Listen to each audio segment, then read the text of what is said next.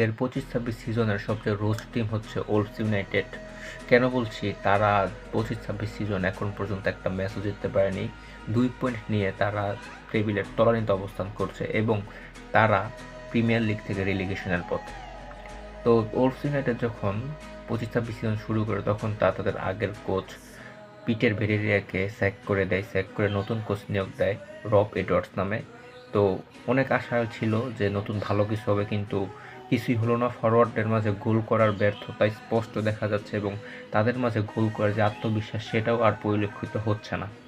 তো আরও কিছু গণমাধ্যমের খবর অনুযায়ী তাদের কোচ রব এডওয়ার্ডস তিনি তাদের ফরওয়ার্ডদের মাঝে গোল করার যে আত্মবিশ্বাস তা ফেরাতেও হিমশিম খাচ্ছেন এবং গোল করার ব্যর্থতাকেই এই অবস্থায় দায়ী করছেন ভক্তগণ।